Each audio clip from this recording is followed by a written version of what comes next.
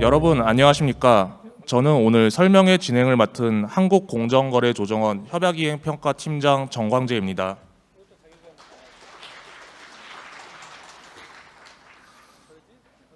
먼저 하도급 분야 협약이행평가 설명회에 참석해 주신 각 기업의 평가 담당자 여러분께 감사와 환영의 말씀을 드립니다.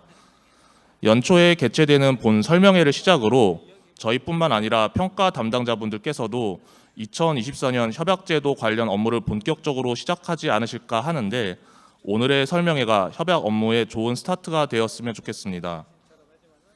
그럼 오늘 설명회 식순에 대해 간략하게 안내드리도록 하겠습니다. 오늘 설명회는 오전 10시부터 오전 11시 50분까지 약 1시간 50분가량 진행될 예정입니다. 먼저 본 행사에 앞서 공정거래위원회 선중구 국장님과 한국공정거래조정원 유규영 부원장님의 인사 말씀이 예정되어 있습니다.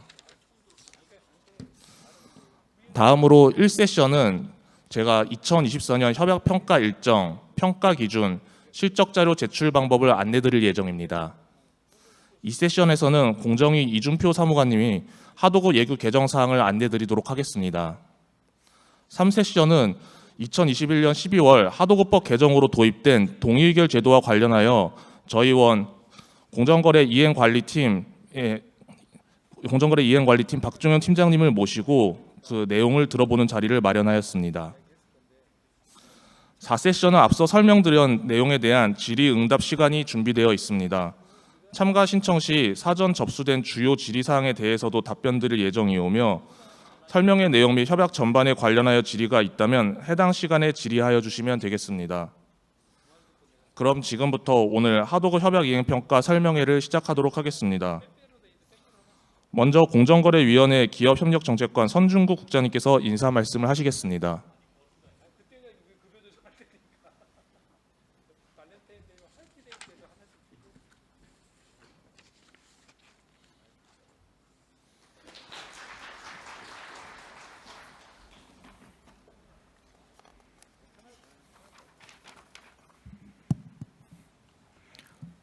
안녕하십니까. 공정거래위원회 기업협력정책관 선중규입니다. 먼저 오늘 바쁘신 와중에도 협약이행평가 설명회에 참석해 주신 기업 실무자 여러분들께 깊은 감사의 말씀을 드립니다.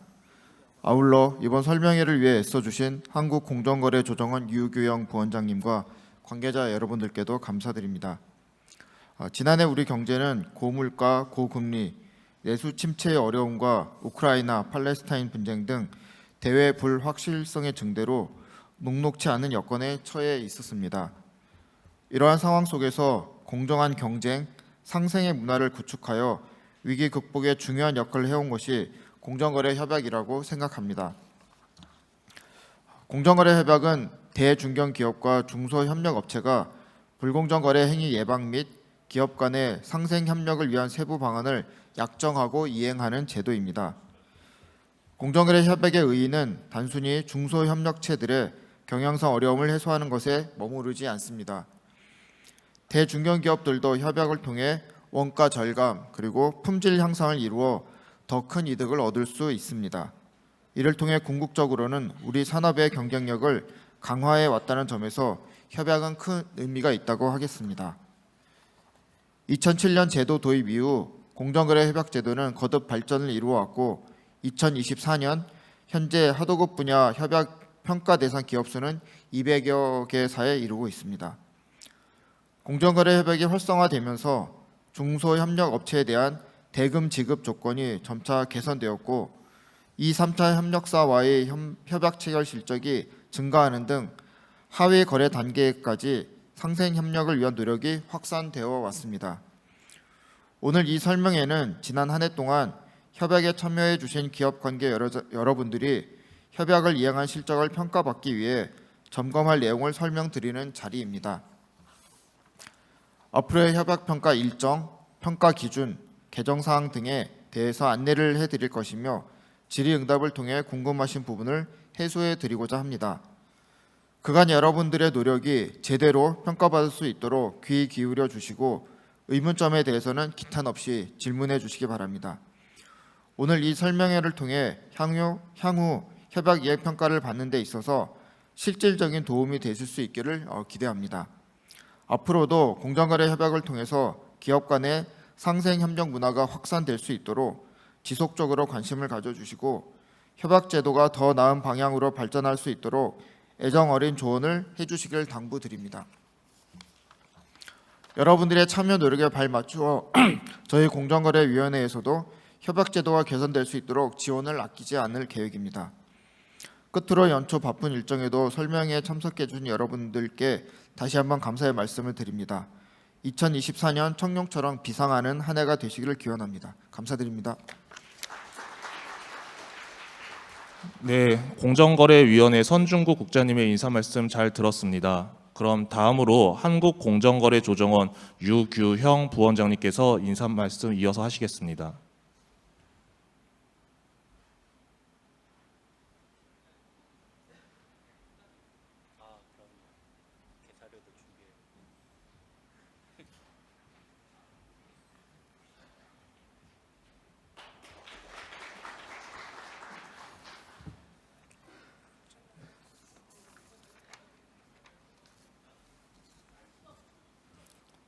안녕하십니까.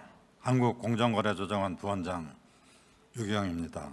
먼저 바쁘신 가운데서도 오늘 설명회에 참석해 주신 기업 관계자 여러분들께 진심으로 감사드립니다. 그리고 이번 설명회 개최를 위해 애써주신 공정거래위원회 선준규 기업협력 정책관님께도 감사드립니다. 고금리 장기화와 내수 부진 및 국제 원자재 가격 상승 등 대내외적인 요인으로 인해 대기업뿐만 아니라 특히 중소기업의 경우 경영 환경이 매우 어려운 상황입니다. 이러한 상황일수록 대기업과 중소협력사는 더불어 성장하는 하나의 공동체로서 한 차원 높은 협력 관계를 구축하여 함께 어려움을 극복해 나아가야 한다고 생각합니다. 중소협력사와의 공정거래 및 상생협력에 대한 약속인 공정거래 협약은 이러한 공동체적 협력 관계를 형성하는 밑바탕입니다. 공정거래 협약 제도는 2007년 도입 이후 꾸준히 발전하여 왔고 작년에는 약 200여 개 기업이 하도급 협약 이행평가에 참여하는 등 매년 성공적으로 운영되어 왔습니다.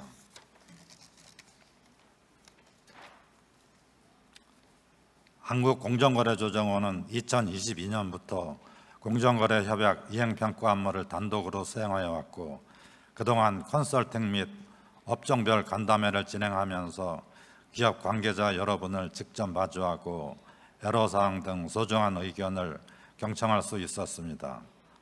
금년에 개정 발간하는 설명자료집은 이러한 의견 등을 반영하여 주요 평가 사례 등을 포함한 평가 피드백과 보다 구체적인 실적 자료 제출 방법 및 신규 평가 항목 설명 그리고 협약 예규 개정 사항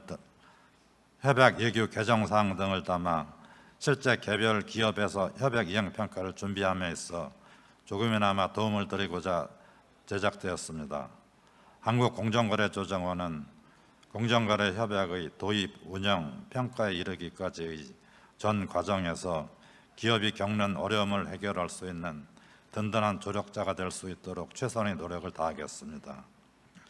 오늘 진행되는 설명회를 기점으로 2024년 협약 이행 평가 일정이 본격적으로 시작됩니다.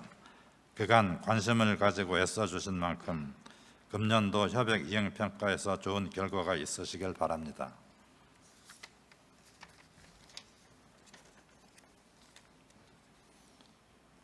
연초부터 협약 이행평가 일정의 특성상 평가 실적 자료 제출과 현장 실사 준비로 바쁘시겠지만 대기업과 중소협력사 간 상생 문화를 촉진하는 데 핵심적인 역할을 수행하신다는 점을 기억해 주시고 앞으로도 공정거래 협약 제도에 많은 관심과 애정 어린 조언을 당부드립니다. 감사합니다.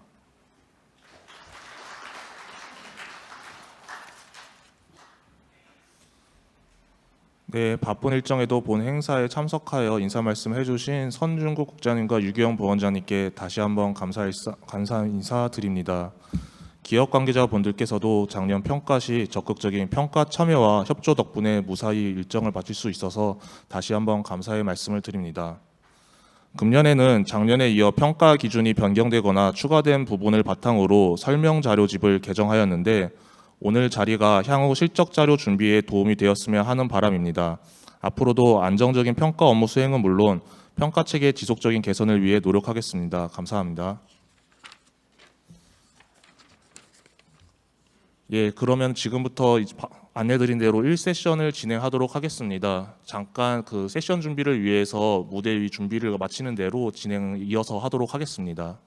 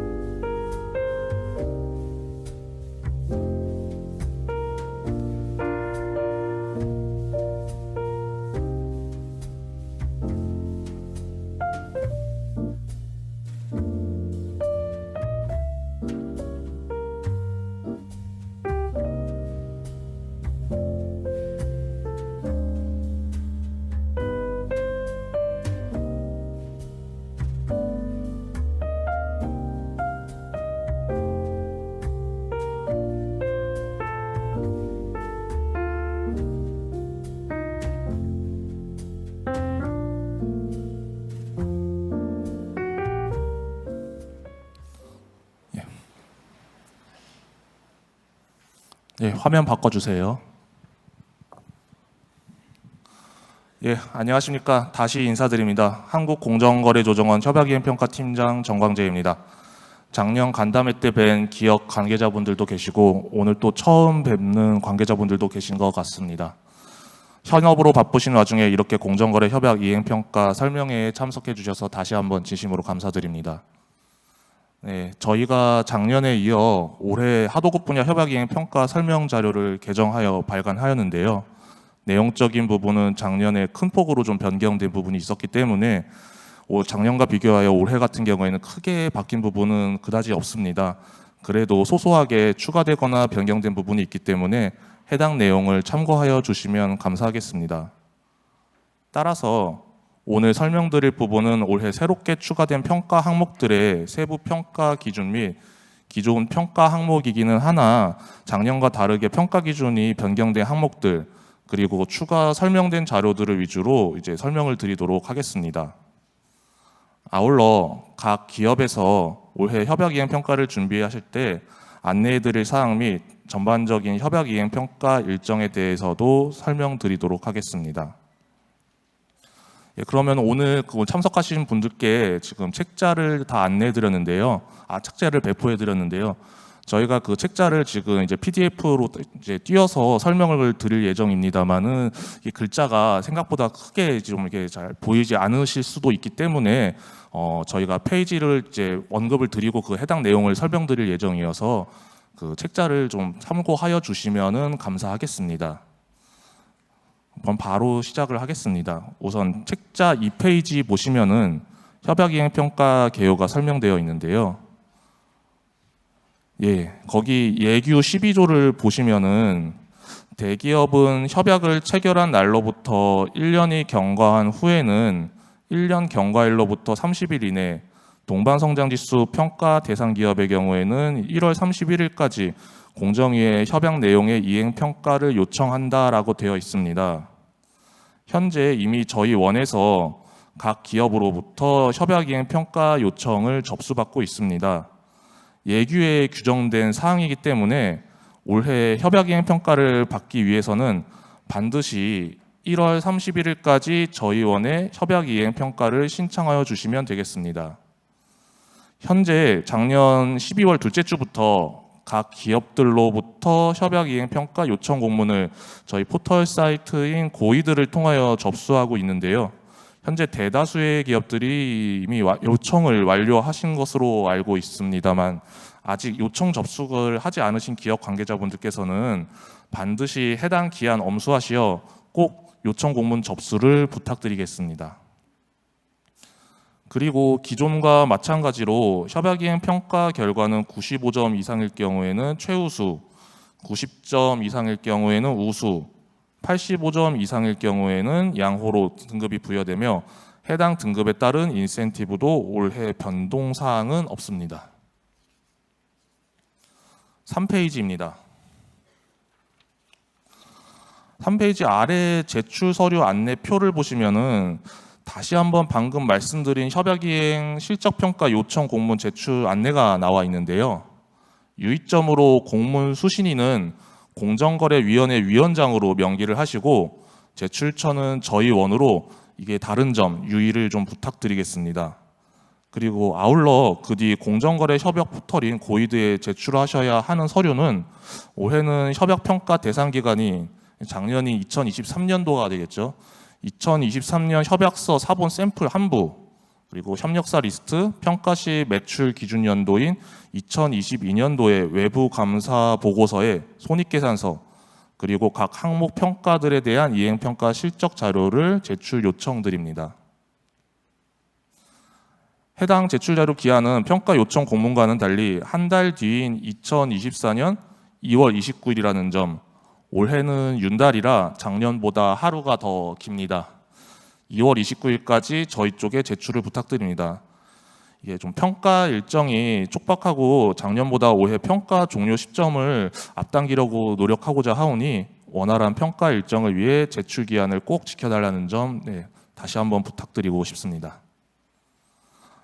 만일 개별 기업에서 특별한 상황으로 인해 부득불 몇몇 항목들에 대한 이행평가 실적 자료 작성 및 제출이 기한 내에 어려우실 경우에는 추후 지정되는 평가 담당 조사관들과 협의하여 별도로 제출하시거나 현장 실사 시 보충 준비하시는 방안도 고려해 볼 수 있겠습니다만, 그렇다 하더라도 전반적인 자료 제출은 2월 29일까지 완료가 되어야 한다는 점, 좀 원활한 평가 준비 및 기업 간 자료 제출 기한 부여의 공평성을 위하여 말씀드리는 점 양해 부탁드립니다.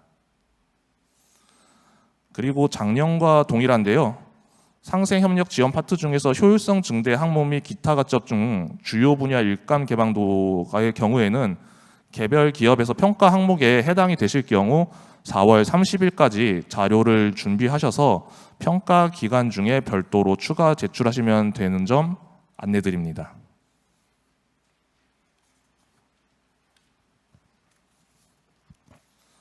4페이지입니다. 하단에 올해 평가 일정에 대해 개괄적으로 기술해 놓았는데요. 이행평가 요청 공문 접수 기한은 2024년 1월 31일까지이고 말씀드린 대로 실적 자료 제출 기한은 2월 29일입니다. 그리고 제출된 자료를 바탕으로 저희가 올해도 현장 확인 평가를 진행하는데, 일단 2024년 3월부터 6월까지로 기술은 해놨습니다만 개별 기업분들과 현장 실사 일정이 잘 조율만 된다 한다면 5월 말까지 좀 저희가 현장 실사를 마무리할 수 있지 않을까 싶습니다.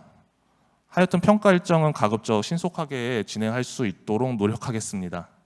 그리고 이후 평가 결과를 취합하고 검토한 후 이의 신청까지 종료하는 것을 올해 6월이 지나기 전에 좀 완료를 하려고 하고 있습니다. 평가 일정 관련해서는 동반성장위원회하고도 최종적으로 이야기를 해야 하기 때문에 관련해서 중요한 변동사항이 발생할 경우에는 그 평가 기업분들께 신속하게 알려드리도록 하겠습니다. 5페이지입니다. 평가 실적 인정 범위인데요. 작년과 비교시 변동사항이 없습니다. 다만 여기 표에 기술하지는 않았는데요. 가점과 관련 산업안전 예방 활동 지원의 경우에는 협약사뿐만 아니라 전체 협력사들에 대한 실적도 100% 인정한다는 점 추가로 말씀드립니다. 8페이지입니다.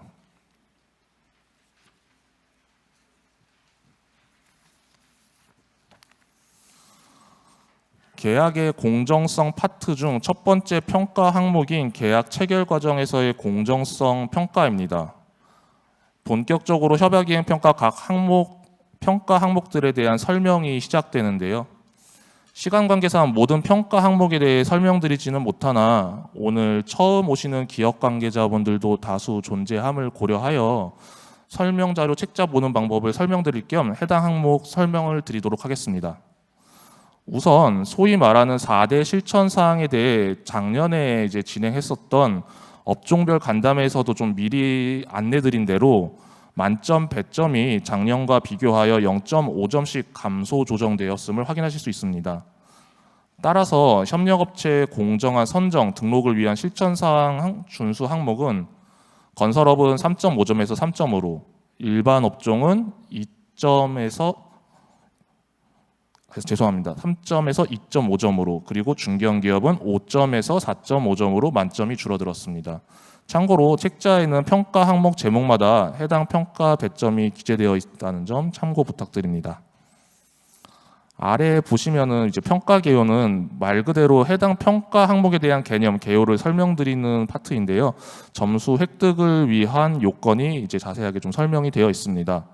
그 아래에는 이제 다시 세부 평가 항목을 나누어서 점수 획득 기준에 대해서 서술을 하여 어떠한 경우에 점수 획득이 가능하고 어떠한 경우에 실적이 미인정되는지를 예시를 들어 설명을 드렸으니 실적 자료 준비 시 참고하여 주시기 바랍니다.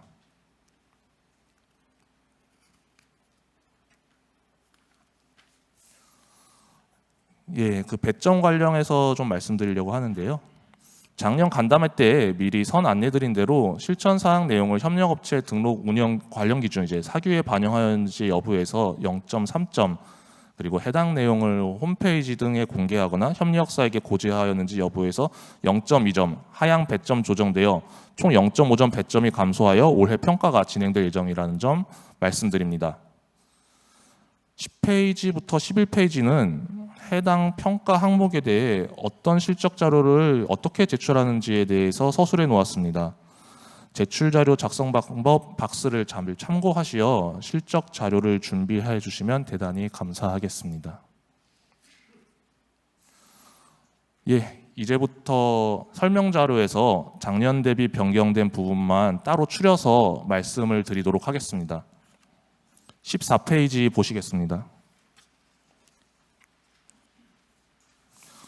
표준 하도급 계약서의 사용, 내용적으로는 작년과 변경된 부분은 없습니다만 표준 하도급 계약서를 사용하고 싶은데 어디서 찾아야 하는지 모르겠다는 개별 기업분들이 의외로 상당해서 업종별 표준 하도급 계약서를 확인하실 수 있는 홈페이지 주소를 추가하였습니다.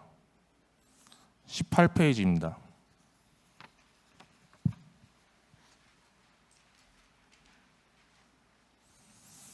수급사업자의 권익 증진을 위한 조항 명시 여부, 역시 내용이 변경된 부분은 없지만 표를 보시면 기술자료 제공을 요구할 수 있는 요건 및 범위 항목은 광고업종은 제외된다는 점 명확하게 추가 기재하였습니다. 광고업종은 참고하시면 되겠습니다. 22페이지입니다.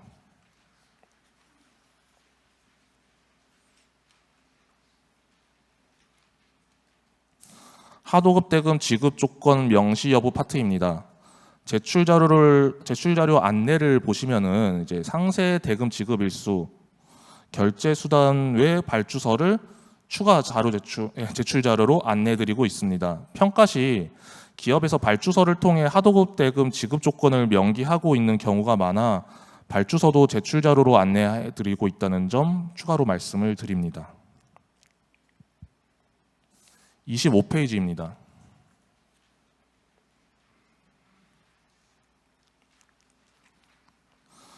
평가 대상 기업 및 협력사의 계약 불이행에 대한 페널티 명시 여부, 양식 작성 방법 표를 보시면은 그 비고 항목에 추가 서술을 해놨는데요. 제출 자료 작성 과정에서 헷갈려 하시는 기업들이 조금 있어서 작성을 했습니다. 평가 대상 기업의 하도급 계약상 손해배상 예정과 위약벌 항목이 있는 경우 공정위 표준 하도급 계약서에는 위약벌 조항이 없으므로 비교표상 공정위 표준 하도급 계약서 조항란은 공란으로 두시고 평가 대상 기업 하도급 계약서 조항만 기재하시면 되겠습니다. 평가 대상 기업의 서면 계약서상 손해배상 예정과 위약벌 항목이 없는 경우에는 전체를 공란으로 두시면 되겠습니다. 35페이지입니다.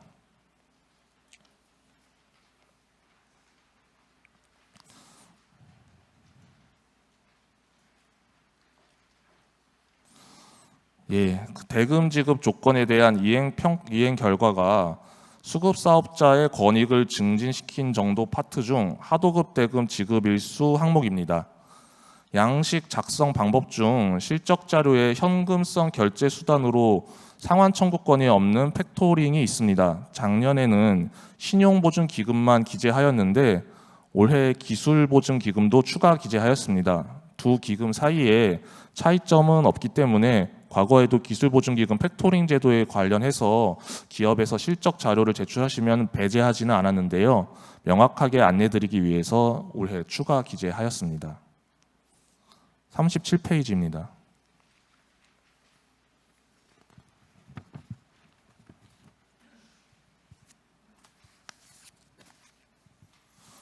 현금성 결제 비율 파트입니다. 이미 공지되고 간담회 때도 설명드린 대로 현금성 결제 비율 평가 시 상생 결제 시스템을 이용한 대금 지급을 어음 대체 결제 수단을 이용한 경우보다 우대하기 위하여 평가 산식이 바뀌었습니다.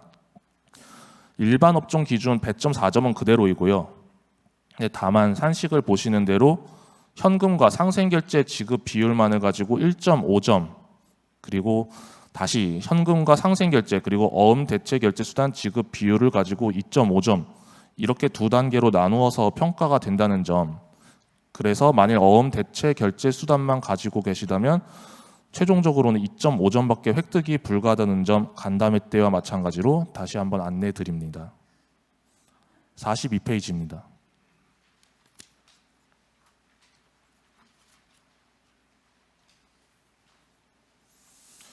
표준 비밀 유지 계약서 사용 평가 항목입니다. 올해 평가에서 적용되는 새롭게 신설된 평가 항목입니다. 그래서 평가 기호부터 보시면은 표준 비밀 유지 계약서의 사용은 협력사로부터 기술 자료를 제공받는 경우 공정위가 마련한 표준 비밀 유지 계약서를 사용하여 비밀 유지 계약을 체결하였는지 여부를 평가하는 항목이라고 서술되어 있습니다.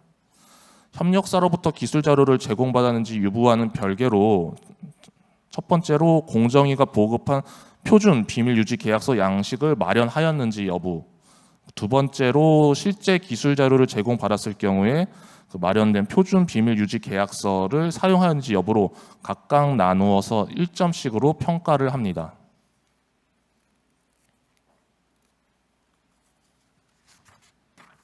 이렇게 나누어서 평가를 하는 이유는 기업들로부터 해당 평가 항목이 전체 업종에 일괄 적용되는데 업종에 따라서 협력사로부터 기술 자료를 거의 제공받지 않는 경우가 존재한다는 피드백을 많이 받았기 때문입니다. 이에 공정위가 보급하는 표준 비밀 유지 계약서 양식만 구비해 놓으셨다면, 그리고 협력사로부터 기술 자료를 제공받지 아니하였다는 확인이 된다면 점수를 획득하실 수 있도록 기준을 마련하였습니다. 세부 항목별 제출 자료 안내입니다. 첫째로 평가 대상 기업이 협약 평가 대상 기간 동안 사용한 비밀 유지 계약서 표준 양식 사본 한 부를 제출하여 주시고, 둘째로 협약 평가 대상 기간 중 평가 대상 기업의 비밀 유지 계약 체결 실적 등을 표등으로 작성하시어 제출하여 주시면 되겠습니다. 협력사로부터 기술 자료를 제공받은 사실이 존재하지 아니하다면 없다는 취지의 확인 서면만 제출해 주시면 되겠습니다. 48페이지입니다.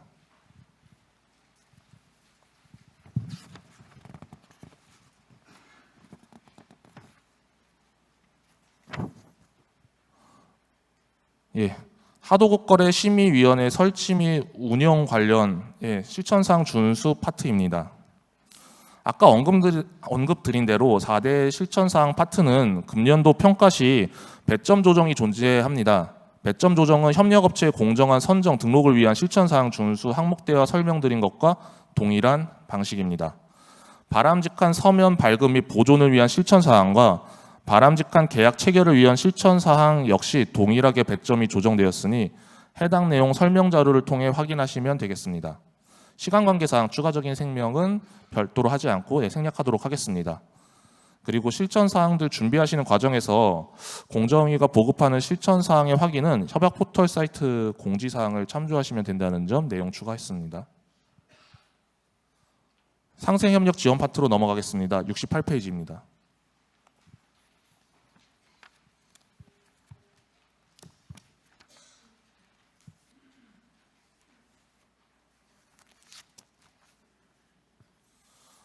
예, 68페이지 금융지원. 특별 혼합 지원에서 2차 협력사를 대상으로 한 지원 실적 작성에서 평가 항목 의미가 좀 잘 전달되지 않고 이해가 안 된다는 피드백이 많아서 예시 2를 추가로 기술하였습니다. 좀 자료 작성 시에 참고하시면 감사하겠습니다. 71페이지 주요 직접 지원 사례입니다.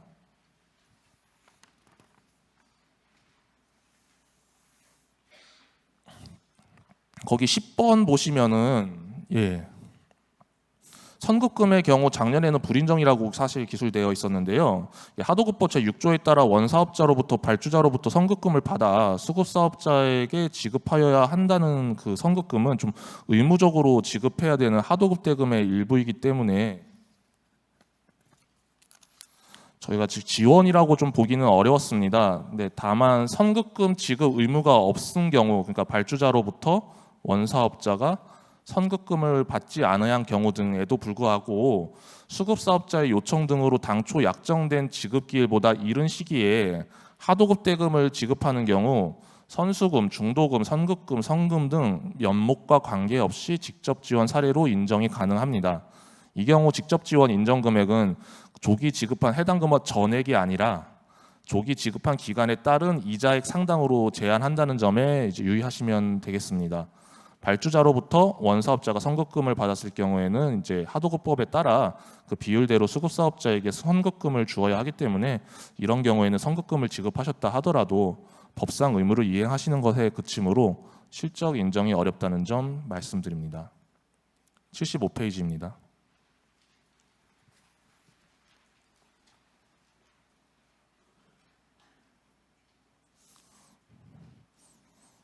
예. 75페이지 특별지원입니다. 그 제출자료 작성 유의사항 보시면은 작년에는 단순히 2차 협력사에 대한 지원 실적의 경우 실지원액의 2배를 실적으로 인정한다라고만 이제 설명해서 좀 자료 작성 시에 좀 기업에서 좀 혼선이 있으셨는데요.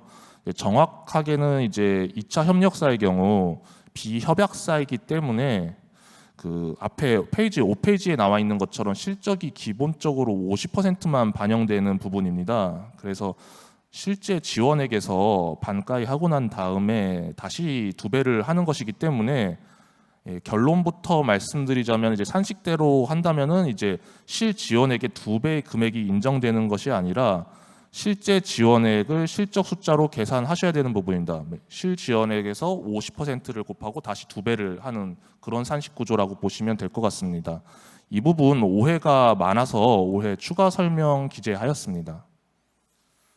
77페이지 혼합 지원. 여기도 제출 자료 작성 유의사항의 2차 협력사 지원 부분입니다. 방금 설명드린 대로 지원 실적을 계산하셔야 된다는 점 다시 한번 좀 말씀을 드립니다.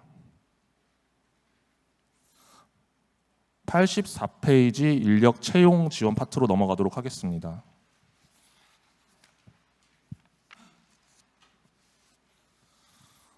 작년의 경우 온라인 인력 채용 지원 실적은 원칙적으로 인정하지는 아니하였습니다만 최근에 채용이 온라인을 통한 수시 채용 등으로 이제 전환이 많이 되고 있다는 점을 고려해서 온라인을 통한 채용 지원 역시 실적으로 인정합니다.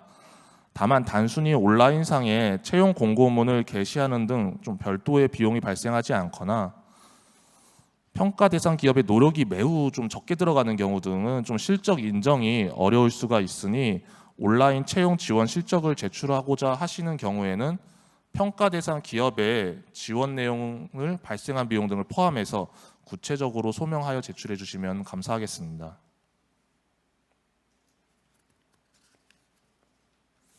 아울러서 단순한 업무 미팅, 협의를 위한 출장 실적 등은 그 해당 항목에서 실적으로 인정되기 어렵기 때문에 불인정 사례로 추가해서 안내하였다는 점 참고 부탁드립니다. 97페이지 효율성 증대 정도입니다.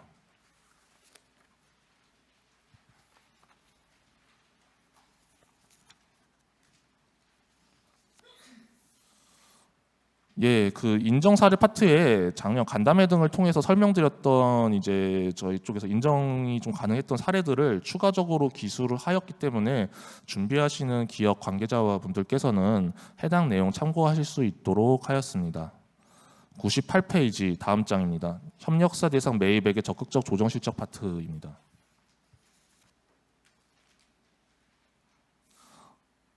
예.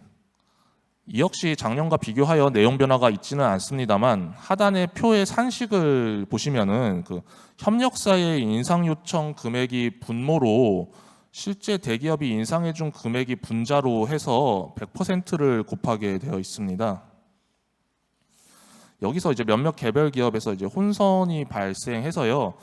중요한 점은 협약사 대상으로 인상해준 금액은 100% 실적 인정이 되지만 비협약사 및 비협약사에 대한 실적은 50%만 인정이 된다는 점 다시 한번 말씀을 드립니다. 따라서 하단의 표 맨 아래에 보시면은 그 분모를 보시면은 분모를 구성하는 이제 협력사의 인상 요청 금액은 협약사의 인상 요청 금액 곱하기 100% 더하기 비협약사의 인상 요청 금액 100%이나 분자의 경우에는 이제 실제 대기업이 인상해준 금액은 분모와는 다르게 협약사 대상 인상 금액은 100%로 그리고 비협약사 대상 인상 금액은 50%로 계산하셔야 한다는 점 추가로 서술하였습니다. 해당 내용 참고하셔서 이제 자료 준비해 주시면 되겠습니다. 105페이지 교육 지원입니다.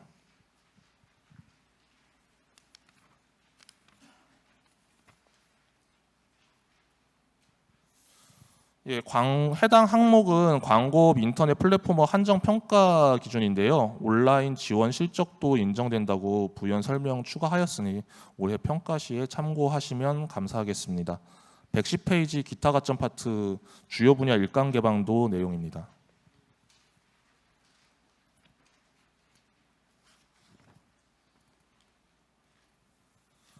작년 간담회에서도 이제 사전에 언급 드린 대로 다시 한번 말씀을 드리겠습니다. 주요 분야 일감 개방도는 사업 시설 관리, 물류, SI, 광고, 부동산 관리, MRO 6개 분야에 대해 비계열 중소기업의 일감을 개방한 비율에 따라 비례적으로 점수를 획득하시는 부분입니다. 따라서 말씀드린 6개 업종 분야를 영위하고 있는 계열사가 존재할 경우에만 해당 실적을 작성하여 제출하시기 바랍니다. 112페이지 재난으로 어려움을 겪는 협력사에 대한 지원 파트입니다.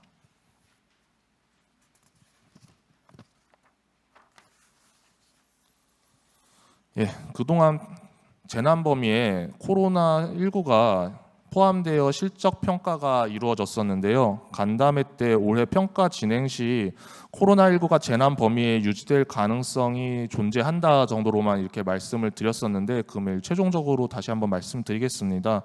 금년도 평가 시 재난 범위에 코로나19를 포함하여 지원 실적을 평가합니다. 따라서 올해 평가 기간인 작년에 코로나19와 관련해서 협력사에게 지원을 한 실적이 존재하는 기업의 경우에는 해당 실적을 작성하시어 제출하시면 되겠습니다. 아울러 내년 평가에는 코로나19가 재난으로 인정되기 어려울 수 있다는 점 참고 부탁드리겠습니다. 113페이지 금연계약서 사용으로 넘어가겠습니다. 제조업 한정 가점 평가 항목입니다. 작년 설명자료 대비 주요 인정 사례를 추가하여 기술하였사오니 내용 확인을 부탁드리겠습니다. 다음 장 114페이지 산업안전 예방 활동 지원입니다. 작년에는 시범적으로 제조업과 건설업에 한정하여 가점 평가하던 부분이었는데 올해 전체 업종으로 확대되어 평가가 진행됩니다. 배점의 경우 작년 평가와 동일하게 지원 건수, 지원 금액, 지원받은 협력업체 숫자로 각 1점씩 평가가 진행됩니다.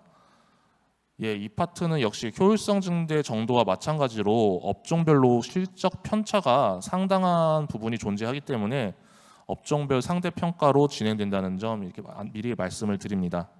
아울러 간담회 때 기업들로부터 피드백을 받은 대로 몇몇 소수 기업만 존재하는 업종의 경우 예를 시를 들자면은 광고업 같은 경우에는 이제 신규 평가 대상 기업까지 해서 1개사만 있습니다.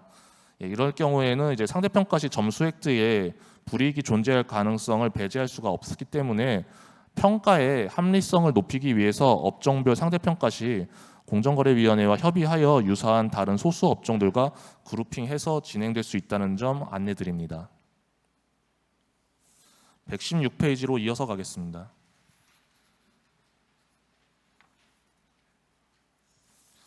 제출자료 유의사항 및 제출자료 작성 방법을 크게 강화해서 작년 대비 기술을 해놨습니다. 실적자료 제출 시 지원 목적, 대상, 비용 등 세부 내용이 명시된 내부 결제 문서 등 증빙자료를 제출해 주셔야 하며 지원받은 협력업체 수 및 근로자 수 등을 확인할 수 있는 참석자 명부, 교육 수료증이 있다면 그 발급 내역 등 구체적인 증빙자료가 있는 경우에 한해서 실적으로 인정된다는 점 안내를 드리겠습니다. 아울러 작년 설명회 때 말씀드린 부분으로 알고 있는데 대중소기업 안전보건 상생협력 사업 고용부에서 우수기업으로 선정된 경우에는 해당 실적이 인정이 됩니다. 현재 평가 기간인 작년 대상으로 고용부에서 대중소기업 안전보건 상생협력 우수기업 선정이 완료가 이미 된 걸로 알고 있습니다. 해당 사업에서 우수기업으로 선정되신 협약이행 평가 기업께서는 우수기업으로 선정되었음을 확인할 수 있는 자료만 제출하시고 그 밖에 별도의 자료는 작성 및 자료 제출을 하지 않으셔도 됩니다. 고용부 선정 우수기업의 경우 금년도 산업안전 예방 활동 지원 점수는 3점 만점으로 평가가 됩니다. 제출자료 작성 방법입니다. 비용 및 금액 산정이 객관적으로 이루어질 수 있도록 관련 비용의 지급 내역, 물품 가격 명세 등 구체적인 증빙 자료를 제출하셔야 실적 인정이 가능합니다. 또한 협약사 말고 비협약사에 대한 지원 실적도 제출이 가능하나 실적 자료 제출 시 협약사와 비협약사를 구분하여 제출해 주시기 바랍니다. 그리고 법적 의무 사항의 경우 실적 인정 대상이 아니기 때문에 법적 의무 사항이 아니거나 아니면 또 그 법상 의무를 초과하여 지원한 실적임을 명시하여 제출을 해 주시기 바랍니다.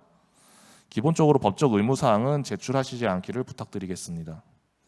마지막으로 원사업자의 사업장 내 지원 실적인 경우에는 지원을 적용받은 전체 근로자 중에 협력사 근로자 비율을 확인할 수 있는 증빙 자료를 제출하셔야 합니다. 협약 이행 평가이기 때문에 원칙적으로 원사업자의 임직원은 실적 평가 대상이 아닙니다. 하단에 참고 자료로 작년 간담회 때 설명드린 실적 인정되었던 개별 기업들의 제출 사례들을 수록하였으니 자료 작성 시에 참고해 주시면 감사하겠습니다. 바로 옆장 117페이지 하도급 대금 연동계약의 체결, 이행 및 확산 가점 파트입니다. 여러 번 예고드린 대로 올해 처음 신설되어서 평가가 진행되는 파트입니다. 그래서 평가 계획부터 다시 보시면은 이제 하도급 대금 연동 계약의 체결, 이행 및 확산이라 함은 협력사와의 하도급 거래에 있어서 주요 원재료에 대해 하도급 대금 연동 계약을 체결하고 실제 주요 원재료의 가격이 변동하였을 경우 조정된 하도급 대금을 실적을 평가하도록 되어 있습니다. 나아가 하도급 대금 연동 제도의 확산을 위해서 협력사를 대상으로 교육, 홍보, 지원한 실적 역시 평가 대상입니다. 참고하셔야 되는 부분이 있는데 지난 간담회 기업 피드백을 반영해서 협약사 외 비협약 1차 협력사들에 대한 실적도 동일하게 인정한다는 점 안내드립니다.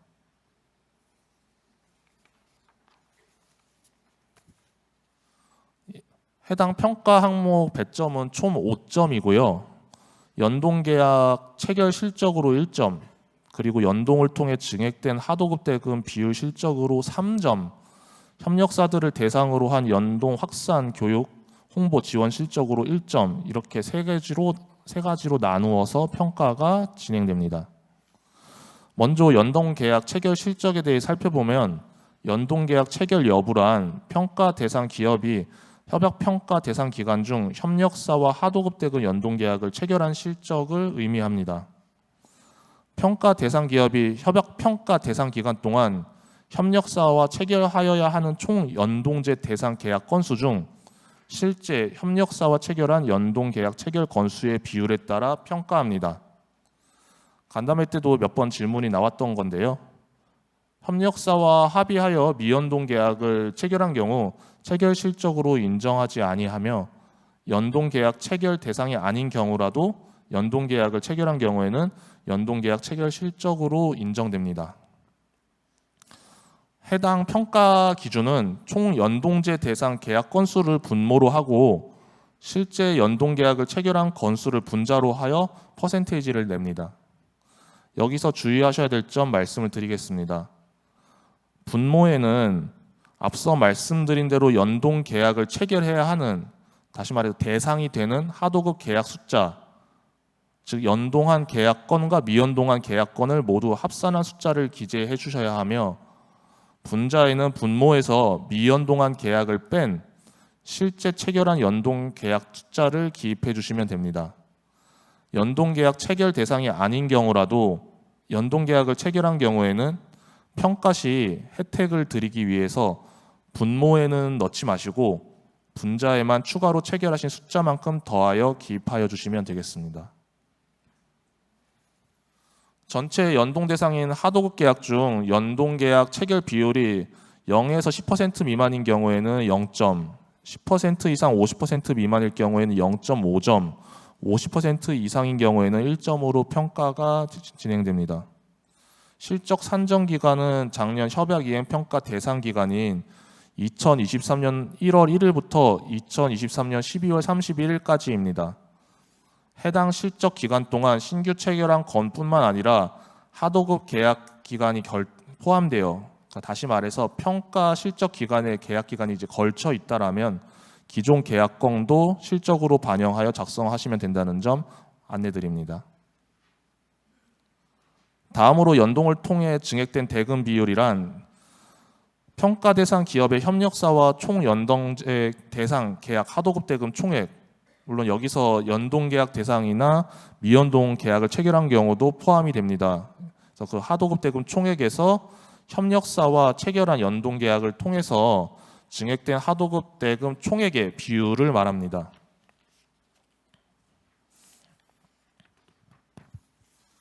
이때 주요 원재료 가격 변동에 따른 각각의 하도급 대금 증액 또는 감액분을 고려하시는 것이 아니고요. 실적 산정 기간 동안 총 변동에 따른 조정액을 합산하여 최종적으로 평가 기간, 그러니까 다시 말해서 2023년 1월 1일부터 2023년 12월 31일까지 1년 동안 총 지급한 하도급 대금이 이제 결과적으로 실제 증액되었는지 여부를 기준으로 판단을 합니다. 즉 평가 기간 동안 조정 주기에 따라서 증액되고 감액되고 한 내역을 모두 상계하셔서 최종적으로 수급사업자에게 하도급 대금이 증액되었는지 아니면 감액되었는지로 평가합니다. 아울러 작년에 미리 언급드린 대로 연동계약 체결건 중 실적 산정 기간 동안 주요 원재력 가격이 하락하여 하도급 대금이 감액되어서 지급이 되어야 하나 하도급 대금을 감액하지 않은 경우에는 해당 부분은 하도급 대금을 증액한 실적과 동등하게 인정합니다. 평가 기준은 평가 기간 중 연동제 대상, 그러니까 실제 연동한 계약이나 미연동한 계약 모두를 포함하게 됩니다. 연동제 대상 계약 중 지급한 총 하도급 대금을 분모로 하고 연동 계약을 체결하여 평가 기간 중 실제 최종 증액하여 지급한 하도급 대금을 분자로 합니다. 여기서 연동에 따라 추가로 지급한 증액분만을 분자로 하셔야지 증액하여 지급한 전액을 넣어서는 안 된다는 점 말씀을 드립니다. 하도급 대금 증액분이 평가 기간 중 지급한 총 하도급 대금에서 1% 미만일 경우에는 0점입니다. 증액된 대금 비율이 1% 이상 5% 미만일 경우에는 1점, 증액 비율이 5% 이상에서 10% 미만일 경우에는 2점, 그리고 10% 이상 증액이 되었다라고 하면은 3점입니다. 연동계약 체결 대상이 아닌 경우라도 연동계약을 체결하셔서 하도급 대금을 증액하여 지급하신 경우가 있다라고 하면은 평가 시 혜택을 드리기 위해서 분모에는 넣지 마시고 분자에만 숫자를 추가로 증액하신 대금만큼 기입하여 주시면 되겠습니다.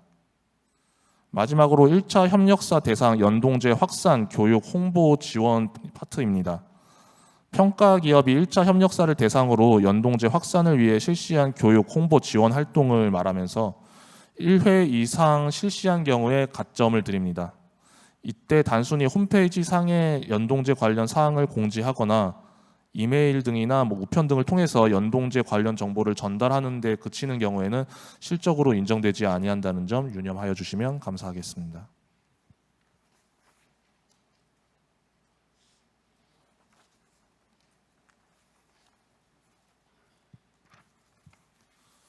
예, 하도급 연동 관련해서 실적 자료 작성 및 제출은 119페이지에 보시면은 제출 자료 안내를 참조하여 주시면 감사하겠습니다.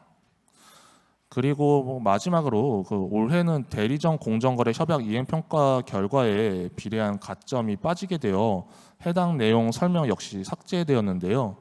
내년 평가 시에는 대리점 공정거래 협약 이행 평가 결과에 따른 하도급 가점이 다시 부활하기 때문에 해당 가점에 관심이 있으신 기업의 경우에는 올해 대리점 협약을 체결하시고 협약을 이행하셔서 내년 하도급 평가 시 가점을 부여받으시기 바랍니다. 유통대리점 정책과에서 이번 설명회 때 이 내용 꼭 안내를 요청하셨기 때문에 언급하고 넘어가도록 하겠습니다. 그 밖에 금년 이행평가 설명자료에 2023년 12월 주요 평가기준 개선 사항 그리고 하도급 분야 협약 이행평가 기준 전문 등을 부록으로 수록하였으니 실제 업무 시 참고하여 주시면 감사하겠습니다. 이상으로 2024년도 하도급 분야 협약 이행 평가 설명 좀 바뀐 부분 위주로 이렇게 설명을 드리게 되었는데요. 그 해당 설명을 마치도록 하겠습니다. 감사합니다.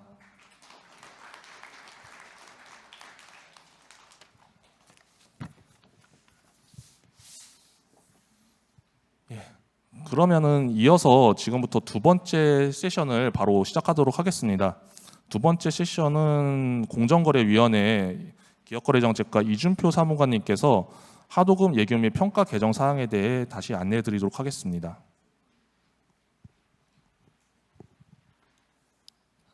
네, 안녕하십니까. 공정거래위원회 기업거래정책과 이준표 사무관입니다. 제가 설명드릴 부분은 이번에 작년 연말 2013년 12월에 개정된 협약 이행평가 기준 개정 내용입니다. 이번 평가 기준 개정 사항의 경우에는 이번 24년 1월 1일 이후부터 체결된 협약에 대해서 내년도 25년도에 실시하는 평가부터 적용되기 때문에 올해 협약을 이행하는 경우에 있어서 이 부분을 참고해 주시면 되겠습니다. 그럼 구체적인 개정 내용을 살펴보도록 하겠습니다. 페이지 152쪽을 보시게 되면 첫 번째로 개정된 내용이 나와 있습니다. 첫 번째 부분은 특별 지원 항목이 예시로서 추가된 부분이 있습니다. 현재 협약 평가 기준상으로는 상생협력 지원 항목의 하나로서 특별 재원이 있는데 특별 재원의 예시로서 대중소기업 농업협력재단이나 아니면 기계산업통반성장진흥재단과 같은 기관에 출연하는 내용이 한 종류로 반영되어 있습니다. 이러한 예시에 더해서 이러한 기관들의 기금과 같이 기업 간의 상생협력 도모를 취재하는 그 목적이 유사한 중소기업 중앙의 공동사업 지원 자금에 대해서도 출연하는 경우 이 부분에 실적으로 반영하는 내용을 그 예시로 추가하였습니다. 두 번째는 산업안전예방활동 지원 가점에 대해서 평가 항목 관련 대상 적용 기업을 확대하는 내용입니다. 산업안전사고의 경우에는 업종이나 기업 규모를 가리지 않고 발생하고 있으며 또한 중소기업의 경우에는 안전사고 예방 역량이 낮고 산재에 취약한 모습을 보입니다. 이에 따라서 현재 대기업에만 인정하고 있는 이 가점 항목에 대해서 중견기업으로까지 그 대상을 확대할 예정입니다. 말씀해 주신 것처럼 안전관리시설 설치나 안전보건교육 비용, 안전인증검사 소요 비용 등에 대해서 지원할 시에 이 부분에 대한 가점을 부여되게 됩니다.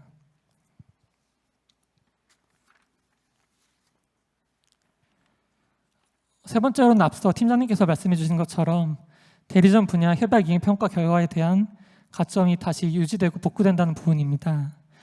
이제 19년도에 대리점 분야 협약 이행 평가 기준이 제정됨에 따라서 하도급 분야 평가에 대해서 대리점 분야 평가 결과를 최대 5점의 가점으로 반영한다는 내용을 도입하였습니다. 그런데 이 부분에 대해서 존속 기한이 작년 23년도 평가까지 존재했었지만 이 부분에 대해서 내년도 25년도 평가부터는 다시 가점 항목을 복구하여서 5점의 가점으로 인정 다시 될 예정입니다. 다음으로는 협약 평가 기준 예규 개정 사항은 아니지만 이제 25년도 내년도 평가 시에 반영할 평가 지침 수정 내용을 설명드리겠습니다. 첫 번째는 하도급 대금 연동 계약 확산을 위한 가점 5점 내용이 조정되는 부분입니다. 앞서 설명해 주신 것처럼 올해 평가 때는 세부 내용으로서 연동 계약 체결 여부 1점, 연동을 통해 증액된 대금 비율 3점, 그리고 1차 협력사를 대상으로 한 연동제 확산 교육 홍보 지원 여부 1점 이렇게 5점으로 평가를 진행하게 됩니다. 그런데 이제 작년 10월 달에 하도급 대금 연동 계약이 법제화되고 하도급법상 의무사항이 되면서 이러한 부분에 대한 가점을 내년도 평가 시에 조정하려고 합니다.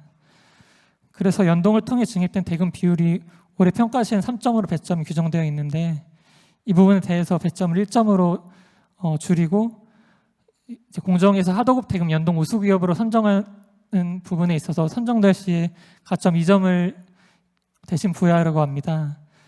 이제 작년 말에도 하도급 대금 연동 우수 기업에 대해서 모집 공고를 내고 선정을 한 절차를 지냈었는데 이러한 부분처럼 공정위에서 우수 기업으로 선정할 시에 평가에 있어서 2점 가점을 부여하는 방향으로 내년도 평가 시에는 진행하려고 합니다.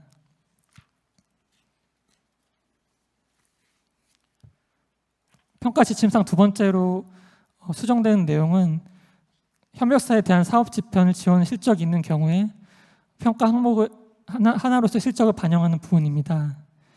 이제 경제 질서 변화에 따라서 거래 관계 지속이 어려운 경우가 생기고 또한 사업 재편이 협력사에서 필요한 사항이 생기고 있기 때문에 사업 재편을 협력사 스스로 추진하기 어려운 경우에 이제 대기업에서 중소기업에 대한 사업 재편을 지원하는 방향으로 실적이 있는 경우에 대해서는 평가 항목상 효율성 증대나 혹은 협력사의 경영과 관련된 직간접 지원에 대한 하나로서 이제 평가 항목을 인정하려고 합니다.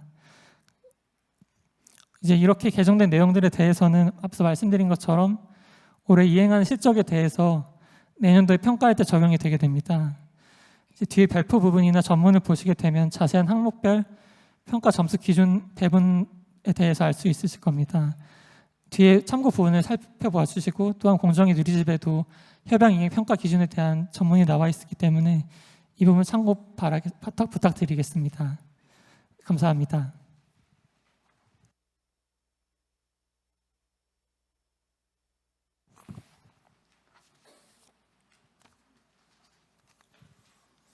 네, 이것으로 두 번째 시선 발표가 마무리되었습니다.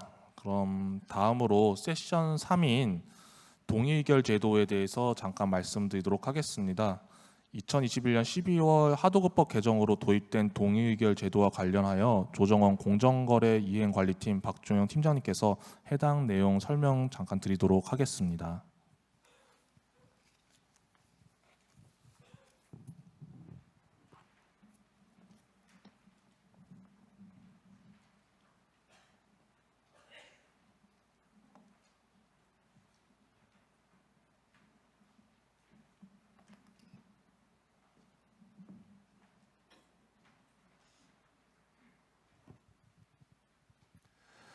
네, 반갑습니다, 여러분. 저는 공정거래 조정원의 공정거래 이행관리팀장 박종영이라고 합니다.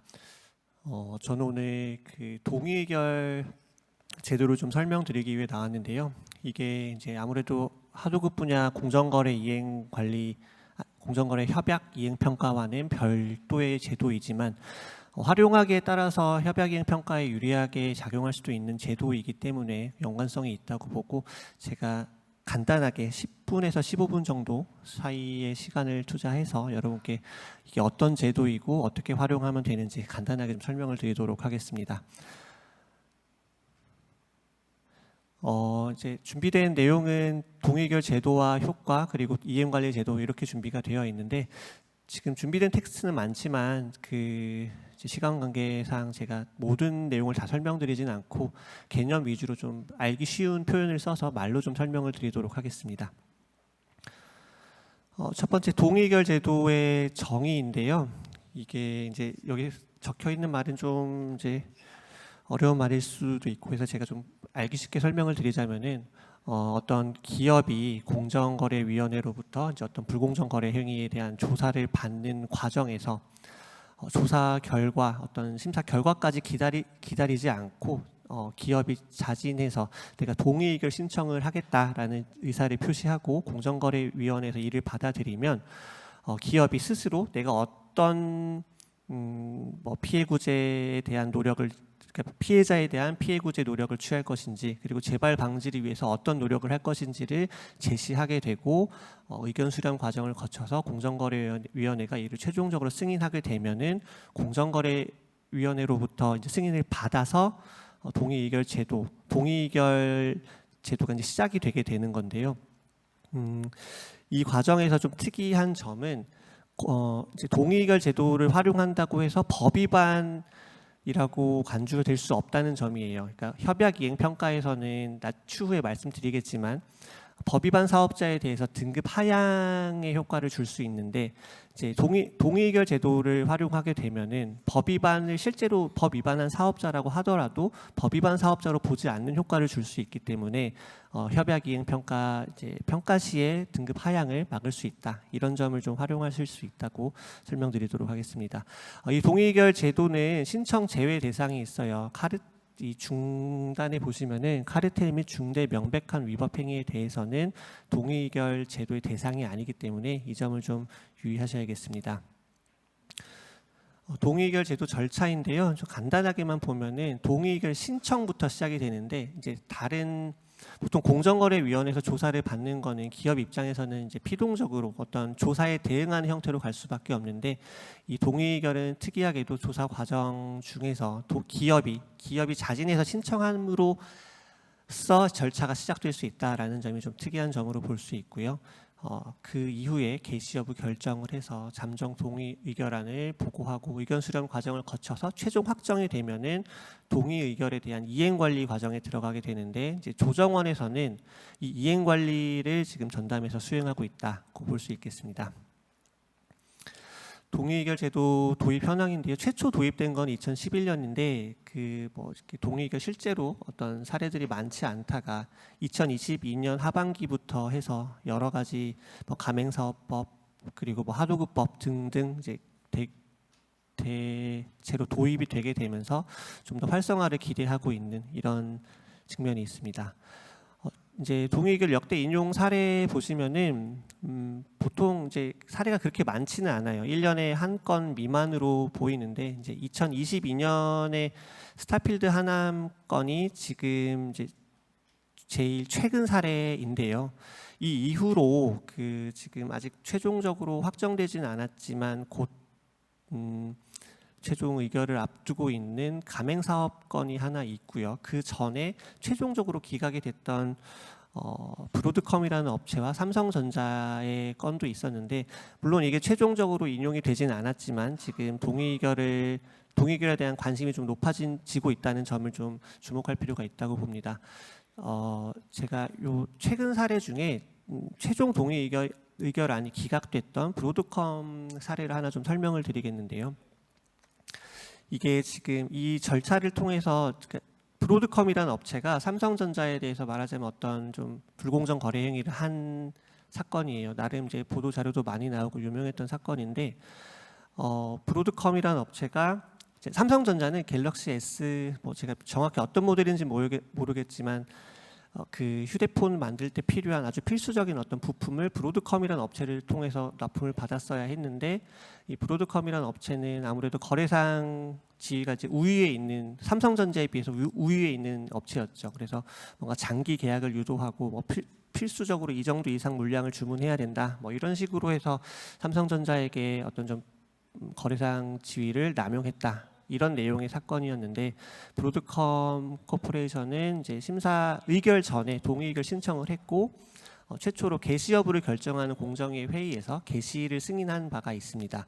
그래서 잠정 동의의결안을 작성해서 보고하고 이를 모두에게, 이해관계자 및 모두에게 공고한 다음에 의견 수렴을 받아서 최종 동의의결안을 심의하는 과정에서 공정거래위원회는 삼성전자에 대한, 그러니까 피해자에 대한 피해 구제 내용이 부족하다는 내용으로 최종적으로 동의의결안을 기각한 사례가 있습니다. 그래서 이제 이렇게 기각이 된 사례도 있고 최근에 또 그 카카오 모빌리티, 카카오 택시죠. 카카오 택시가 자사우 그 플랫폼을 활용해서 이제 택시 수요자와 공급자를 이제 매칭을 해주는 이 과정에서 자사 택시에 대해서 조금 더 유리하게 뭔가를 좀 어떤 불공정한 어떤 장치를 사용했다라는 점, 이런 내용의 사건을 조사받는 과정에서 동의 의결 신청을 했는데 그 사건은 최종 동의 의결안에서 결론적으로는 동의 의결이 이제 진행되지 못했는데 최종 동의 의결안이 기각된 것이 아니고 동의 의결을 신청을 했지만 절차 개시 여부를 결정하는 최초 회의에서 절차를 개시하지 않는 것으로 결정이 되어서 좀 기각이 된 사례가 있었습니다. 이렇게 좀 기각이 되는 사례가 이제 최근에 좀 나오기 시작을 했는데, 이게 말하자면은 어떤 피해 당사자에 대한 피해 구제 내용이 충실한지, 그리고 이게 뭐 혹시나 또 중대 명백한 법 위반 행위가 있어서 고발 대상인지 여부 등등을 좀 종합적으로 보시고 적합한 건에 대해서 적정한 어떤 동의 의결안을 제시하는 것이 실제로 동의 의결안이